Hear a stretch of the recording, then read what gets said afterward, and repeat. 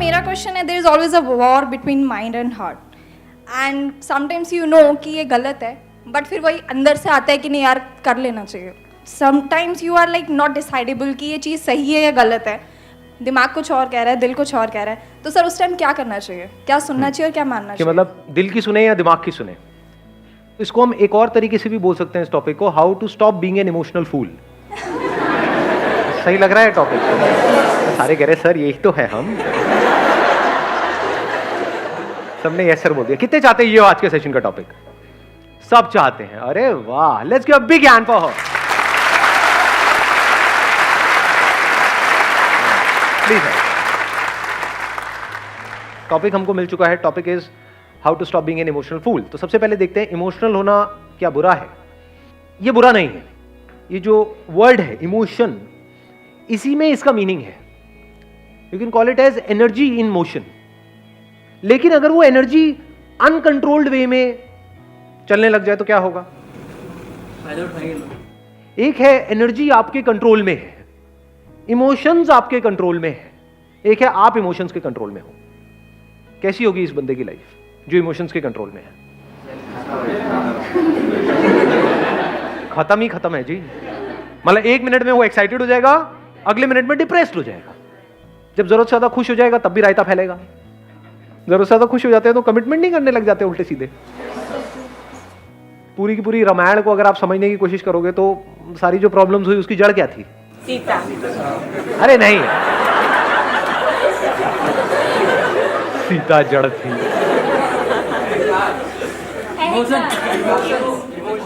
कहां से खेल सारा शुरू हुआ था? वचन क्यों दिया था? तो रामलीला शुरू होने वाली है ऐसा लग रहा है. एक हनुमान भी आएगा थोड़ी देर में. यहाँ ये दिख रही है ऊपर से रॉड. हनुमान जी आएंगे, लंका उनका जलाएंगे, करेंगे. देखते हैं क्या होता है. हाँ, नहीं समझने की कोशिश करते हैं क्या हुआ था. केकई से बहुत खुश हो गए थे दशरथ जी, तो उन्होंने उनको वचन दिया था कि जब भी आप मांगोगे वो हम देंगे. तो पूरी की पूरी रामायण की जड़ क्या है? नहीं, कैकई नहीं. कभी सीता, कभी कैकई. अबे पागल हो क्या? रुको. दशरथ जी जरूरत से ज्यादा खुश हो गए थे, इमोशनल हो गए थे, और जरूरत से ज्यादा खुश होने के बाद में उन्होंने उसको कुछ ऐसा कह दिया जिसके बाद में ये पूरी की पूरी रामायण शुरू हुई. तो हमारी भी जिंदगी की रामायण ऐसे ही शुरू होती है.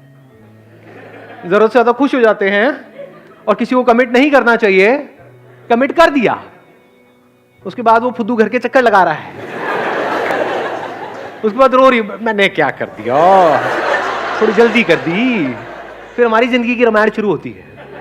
ये रिलेट कर पा रहे हो इन सब बातों से? जरूरत से ज्यादा इमोशनल होकर के एक डिसीजन ले लिया अपने करियर का बहुत बड़ा, उसके बाद में रो रहे हैं बैठे बैठे पूरी लाइफ के लिए. ये मैंने क्या कर दिया, थोड़ा सोच समझ के नहीं कर सकता था, सोच समझ के नहीं कर सकती थी. ऐसा होता है लाइफ में? नहीं होता है. कुछ गिने चुने बड़े डिसीजंस हैं लाइफ में. और क्या है, एक रिलेशनशिप से रिलेटेड है, एक करियर से रिलेटेड है. ये दोनों डिसीजंस सोच समझ करके प्रॉपर्ली लेने चाहिए या एकदम से इमोशनल होकर के लेने चाहिए? इमोशंस जो होते हैं ना, अब वो जनरेट कैसे होते हैं? हैपनिंग. you're saying कि कुछ होता है हमारी लाइफ में, कोई इवेंट होता है, वहां से इमोशंस ट्रिगर होते हैं. तो इवेंट्स तो अनलिमिटेड होते हैं, हर एक पे इमोशंस ट्रिगर होते हैं. आपकी लाइफ में कितना कुछ होता है सुबह से रात तक? बहुत कुछ होता है. क्या हर जगह पे एक्साइटेड हो जाते हो, हर जगह पे डिप्रेस्ड हो जाते हो, या कभी होते हो कभी नहीं होते हो? तो उसका कॉज बाहर है या आपके अंदर है? इसको आराम से समझना. यही हमारी सबकी गलतफहमी है. हम सोचते हैं इमोशंस बाहर से जनरेट होते हैं, बाहर से नहीं होते. फॉर एग्जाम्पल, किसी गाड़ी का आपके माइंड में डिजायर पड़ा हुआ है और वो डिजायर बहुत स्ट्रांग है और वो गाड़ी आपके सामने आएगी तो आप इमोशनल नहीं हो जाओगे? और अगर वो डिजायर है ही नहीं तो? ऐसी 1000 गाड़ियां भी आपके सामने से निकल जाएगी, कुछ भी नहीं होगा. ऐसे ही जिस तरह की आपने मूवीज देखी है, करी है, ये है वो है, उससे रिलेटेड इमेजेस बन जाती है हमारे माइंड में. प्रिंस चार्मिंग, एकदम से वो सामने आता है तो क्या होता है? दिमाग काम करना बंद नहीं कर देता है. बाहर से हम अपने आप को बड़ा काम एंड कंपोज दिखा रहे होते हैं, अंदर ही अंदर क्या चल रहा होता है? अरे मजा आ गया. ऐसी फीलिंग्स होती है? नहीं होती? ओबे देखो देखा देखा, पलट पलट पलट पलट पलट पलट पलट. ये खेल शुरू नहीं हो जाता है. उस वक्त क्या होता है? दिमाग काम करना बंद नहीं कर देता है. अब जैसे जैसे वो डिजायर पूरा होता है तो हमारे अंदर ग्रीड नाम का एक इमोशन पैदा होता है। ग्रीड सिर्फ चीजों से रिलेटेड नहीं होता, लोगों से रिलेटेड भी होता है। लालच आता है, और अगर उसमें कोई रुकावट आती है तो क्या होता है? पता लगा आपको वो आपको नहीं देख रहा, आपकी फ्रेंड को देख रहा है, तो क्या होता है? गुस्सा आता है, जेलसी होती है।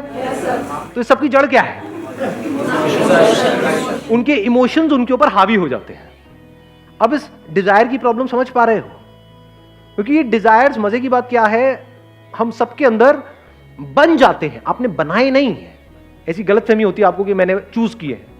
चूज नहीं किए हैं। जैसी आपकी अपब्रिंगिंग है, जैसा फैमिली बैकग्राउंड है, जैसा फ्रेंड सर्कल है, जो सुबह से रात तक आप देखते रहते हो, जिस तरह की एड्स देखते हो, जिस तरह की मूवीज देखते हो, जिस तरह के सीरियल्स देखते हो, उसके हिसाब से डिजायर्स बनने लग जाते हैं, जो हो सकता है शॉर्ट टर्म में तो आपके लिए अच्छे हैं, लेकिन लॉन्ग टर्म में आपकी धज्जियां उड़ाने वाले हैं। तो क्या हो अगर ये जो डिजायर्स हैं, इसको आप खुद चूज करो, खुद प्लांट करो। जैसे एक सीड नहीं है, क्योंकि हो सकता है वो जो डिजायर्स पड़े हुए हैं वो कैक्टस के जैसे हैं कि वहां मरना ही मरना है। क्योंकि डिजायर्स आपको लगता है, अब ये बहुत बड़ी गलतफहमी है, इसको देखने के लिए थोड़ी सी समझ चाहिए, कि आपको लगता है कि हम खुद चूज करते हैं अपने डिजायर्स। आप नहीं करते हो। मार्केटिंग की पूरी एक दुनिया है। जिन लोगों का इंटरेस्ट है आपको जो चीज बेचने में, आपको पता भी नहीं लगेगा कैसे वो उससे रिलेटेड डिजायर्स आपके अंदर प्लांट करते चले जाएंगे, डायरेक्टली या इनडायरेक्टली। एड्स को लेके एड्स को लेके क्या करते हैं? सबको अपनी पड़ी है जी, एज सिंपल एज दैट। लोग क्यों करते हैं? मतलब लोग कचरा भी बेचने के लिए क्यों तैयार है? चलो कोई आदमी गरीब है तो उसका तो फिर भी समझ आता है कि वो अपनी फैमिली के लिए, किसी के लिए कर रहा है। अरे वो लोग जिनके बैंक अकाउंट में करोड़ों रुपए पड़े हैं, सो कॉल्ड सेलिब्रिटीज, क्या वो झूठ नहीं बोलते हैं आकर के? क्या वो जिन भी चीजों की ऐड कर रहे हैं वो खुद खाते पीते हैं? लेकिन ऐड तो करते हैं। क्यों करते हैं? पैसा दो, कुछ भी बुलवा लो, बट पैसा तो उनके पास में है, फिर क्यों करते हैं? लालच है जी। फॉर एग्जाम्पल, आपको क्रिकेट का शौक है, तो आपका कोई आइडल है, उसने आकर के बोल दिया कि ये खाओ, चाहे वो उसको हाथ भी ना लगाए खुद, ना अपने बच्चों को खिलाए, ना अपनी बीवी को, किसी को ना खिलाए, लेकिन अगर उसने आकर के बोल दिया कि ये खाओ, तो क्या होगा? आपका दिमाग वहां पर बीच में आएगा? ये इमोशंस आपके ऊपर हावी हो चुके हैं। अभी मैं एक स्कूल में गया था सेशन करने के लिए, एक गवर्नमेंट स्कूल था, 6th-7th के बच्चे थे। सेशन करा मैंने, उसके बाद में लंच ब्रेक में उनके साथ में बैठा, खाना वाना खा रहा था। उसमें से एक बच्चा आया, आकर के कोई चीज़ मेरे को दी, सर ये खाओ बहुत बढ़िया है। मैंने कहा ये सब मैं नहीं खाता। कहते लेकिन सर ये तो बहुत बढ़िया है। मैंने कहा तुम्हें किसने कहा बढ़िया है? कहते सर उन्होंने कहा है। मैं कहा उन्होंने, वो तुमसे मिले थे? नहीं सर मिले नहीं थे, उन्होंने टीवी में कहा है। उसके बाद मुझे करीब 1 घंटा लगा उस बच्चे को बैठ करके समझाने में कि वो तुझे झूठ बोल रहे हैं। उन्होंने कहा वो झूठ क्यों बोलेंगे, वो तो बहुत अच्छे इंसान है, उनको तो सब इतना मानते हैं, मेरे पापा मम्मी भी इतना मानते हैं, वो झूठ क्यों बोलेंगे, वो मेरे से झूठ क्यों बोलेंगे? फिर मुझे बहुत देर लगी, उनके मैंने यूट्यूब पे कुछ इंटरव्यूज निकाले, वो दिखाए। मैंने कहा देखो ये खाते हैं ये, और ये बताते हैं कि ऐसे ऐसे, एक चावल का दाना भी एक्स्ट्रा नहीं खाते हैं सुबह से रात तक, ऐसी डाइट लेते हैं, तब जाकर के वो आज इस लेवल पे है। उन्होंने काफी जगह बताया भी हुआ। फिर मैंने कुछ और उनको क्लिपिंग्स दिखाई यूट्यूब से निकाल करके। एक एक्ट्रेस है जो तरह तरह की एड्स करती है, अगेन नाम नहीं लूंगा, अगेन, तो उसकी एक क्लिपिंग दिखाई जहां पर एक टेलीविजन शो में वो गई थी, वहां पर गलती से उसकी चाय में किसी ने चीनी डाल दी, चाय में या कॉफी में, मेरे को क्या पता, तो उसकी चाय में या कॉफी में किसी ने चीनी डाल दी, तो वहां पे बहुत उल्टा सीधा उसने बोला उस पर्सन को भी और चीनी के बारे में भी। और वो जिस तरह की एड्स कर रही है, that is all loaded with sugar, chemicals और पता नहीं क्या क्या। तब जाकर के उन बच्चों को ये रियलाइज हुआ कि एक्चुअल में ये लोग झूठ बोल रहे हैं, नहीं तो वो ब्लाइंडली फॉलो कर रहे हैं। ये छोटी प्रॉब्लम नहीं है, बहुत बड़ी प्रॉब्लम है। जो बच्चा उनको फॉलो कर रहा है, जिसने उसको आइडल बनाया हुआ है, उसको नहीं पता है कि वो खाना गलत है, उसके लिए तो उन्होंने बोल दिया। बिल्कुल ऐसा है जैसे भगवान ने कुछ बोल दिया, उसके लिए तो आइडल है ना। तो उस बच्चे को नहीं पता है कि उसके लिए वो गलत है, उनको तो पता है ना कि उसके लिए गलत है।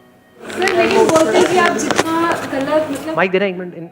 सर मतलब अगर हम कोई अगर काम करते हैं, अगर हमसे कोई गलती हो जाती है तो कहते हैं ना कि आप गलती से ही सीखोगे। अगर आप सारी चीज़ें सही करते जाओगे तो आप सीखोगे कैसे? तो जैसे हम लोग भी बहुत सारी गलतियां करते हैं तो उससे हमें सीख मिल जाती है कि अच्छा हमें एक बार धोखा मिल गया तो हम दोबारा ये चीज़ नहीं करेंगे। तो सर हमें गलतियां करते रहना चाहिए, मतलब हाँ ऐसे सीखते रहना चाहिए। तो ये क्या मतलब सर? अब होता क्या है, मेरे अलग अलग सेशंस में आप अलग अलग बातें सुनोगे, अंदर अंदर सबकी खिचड़ी बनती चली जाएगी।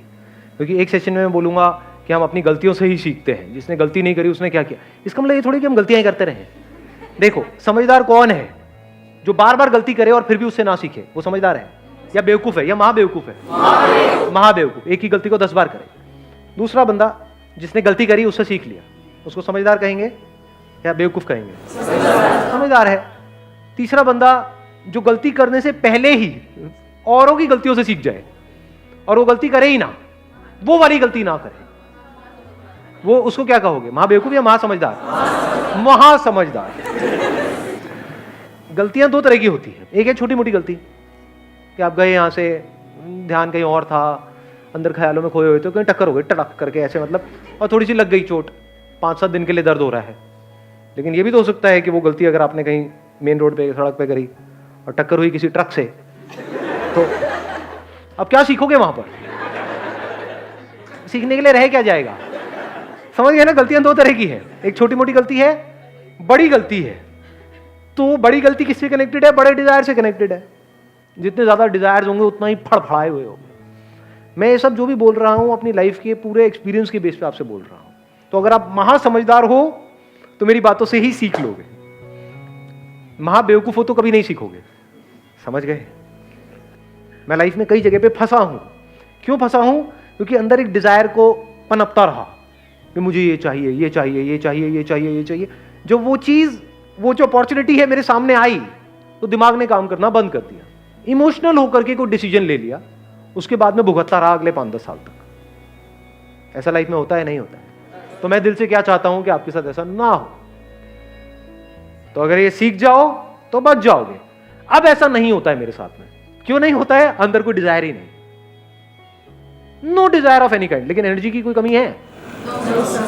तो ऐसा क्यों हो रहा है? लगाओ थोड़ा सा दिमाग। राइट डिजायर प्लांट किया हुआ है। हाँ, राइट डिजायर प्लांट किया। राइट डिजायर प्लांट किया हुआ है अपने अंदर। अभी राइट डिजायर क्या है और रॉन्ग डिजायर क्या है? आराम से समझ लेना, आराम से, ठंडे दिमाग से। कुछ भी पाने का डिजायर, ये रॉन्ग डिजायर है।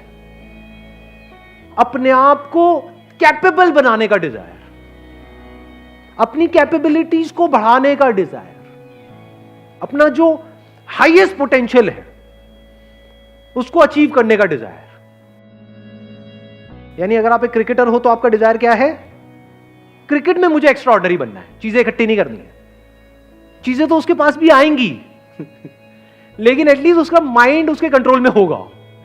अब वो चूज करेगा कि मैं कौन सी ऐड करूं और कौन सी ना करूं।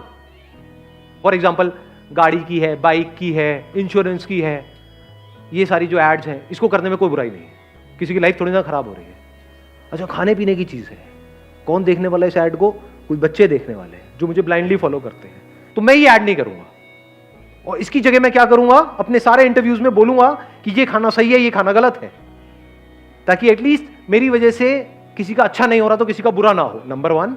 और अगर मेरी वजह से किसी का अच्छा हो जाए तो उससे अच्छा कुछ हो ही नहीं सकता। ऐसी थिंकिंग कहां से आ सकती है? किसके माइंड में आ सकती है ऐसी थिंकिंग? जिसकी लाइफ का गोल हो कि मुझे खिलाड़ी बनना है, ना कि भिखारी बनना है। ये जो आपका पाने का डिजायर है, ये आपको भिखारी बनाता है।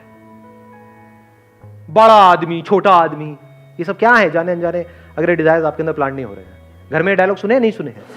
वो बहुत बड़ा आदमी है। बड़ा आदमी मतलब क्या? 8 फुट का है, 10 फुट का है? कौन है बड़ा आदमी? मतलब क्या? पैसा है और क्या? तो बड़ा आदमी मतलब जिसके पास पैसा बड़ा है। क्या वो एक्चुअल में बड़ा है? या हो सकता है उसकी सोच 2 कौड़ी की हो। तो सोच की क्या वैल्यू है हमारी सोसाइटी में? अंदर से बंदा कैसा है, उसकी क्या वैल्यू है? 0। तो जिसकी वैल्यू 0 है, एक्चुअल में वही लाइफ के लिए सबसे इंपॉर्टेंट है। क्योंकि अगर आपकी सोच सही तो आपकी लाइफ सही, आपकी लाइफ सही तो आपके आसपास वाले लोगों की लाइफ सही। Somebody who is peaceful from within, absolutely calm within, वही तो किसी और इंसान के जब कांटेक्ट में आएगा तो उसके साथ में कुछ अच्छा कर सकता है।